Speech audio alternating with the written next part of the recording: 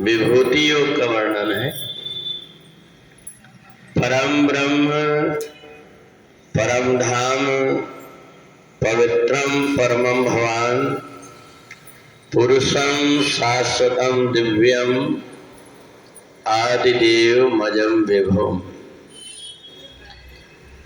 जब हम परमात्मा की भक्ति करते हैं तो हमें परमात्मा के विषय का ज्ञान हो जाना चाहिए कि परमात्मा क्या है। परम ब्रह्म, वो परमात्मा जो सारे संसार को उजाला देता है, उत्पन्न करता है, बोलने की चलने की शक्ति देता है, इसलिए परम ब्रह्म। वो परमात्मा सबसे उत्तम है और सनातन है। सनातन वो होता है जिसको कोई बनाता नहीं, अपने आप ही जो उत्पन्न होता है वो सनातन है।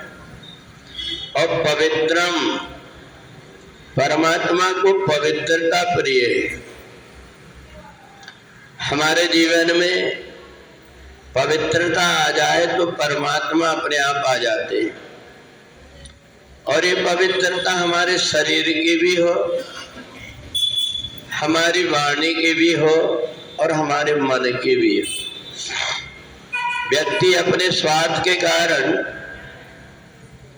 दूसरों को छल और प्रपंच दूसरों के साथ करता है। उसको ये नहीं पता है कि हम जिस मन से छल और कपट कर रहे हैं, ये सबसे पहले हमारा मन ही अपवित्र हो रहा है। कचरा कोई व्यक्ति उठाता है हाथ से तो सबसे पहले उसका हाथ ही गंदा होता है।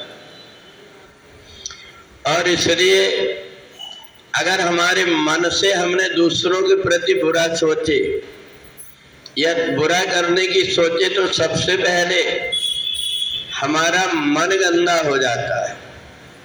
और इसलिए संसार में पवित्रता के बहुत सारे उपाय हैं कि हम अपने शरीर को भी पवित्र कर सकते हैं, अपने मन को भी, अपनी वाणी को भी।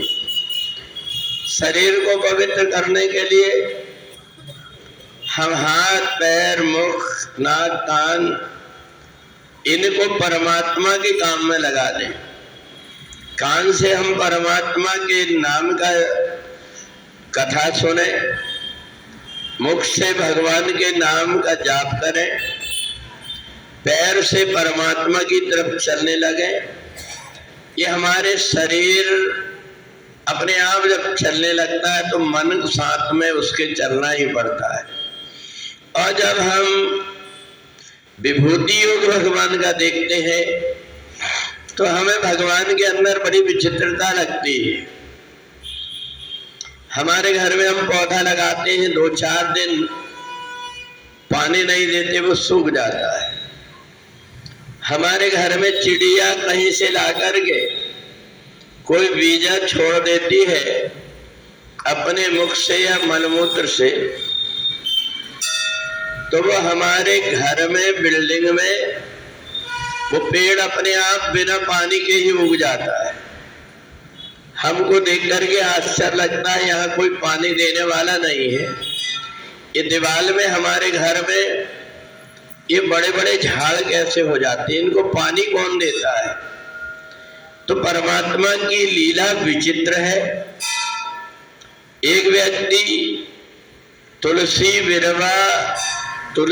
विलवा घर में पानी सींचे कुमलाए, और राम भरोसा जो रहे वो पर्वत पे हरियाए। तो परमात्मा की विचित्र लीला उस व्यक्ति के ऊपर घटने लगती है जो अपने शरीर को पवित्र कर लेता है, अपने मन को पवित्र कर लेता है, अपनी वाणी को पवित्र कर लेता है।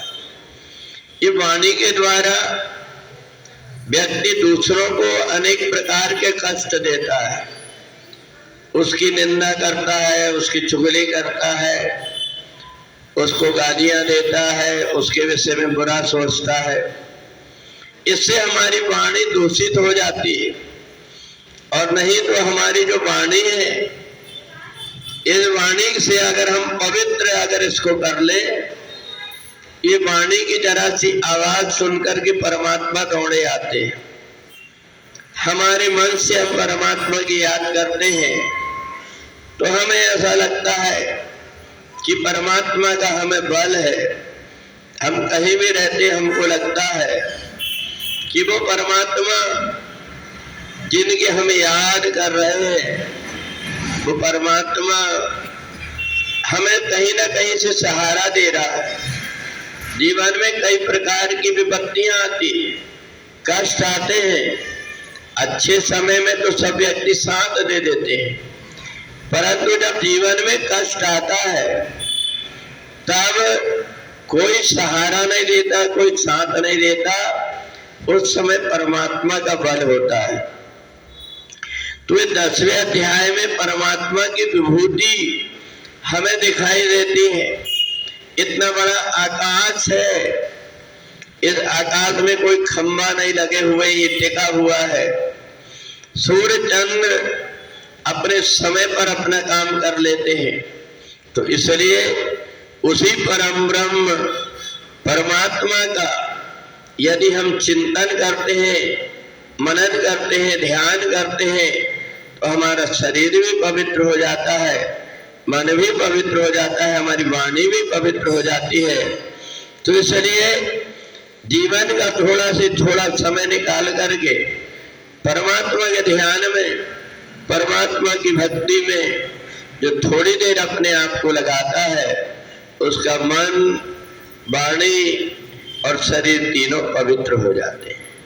बोले वृंदावन बिहारी लाल की।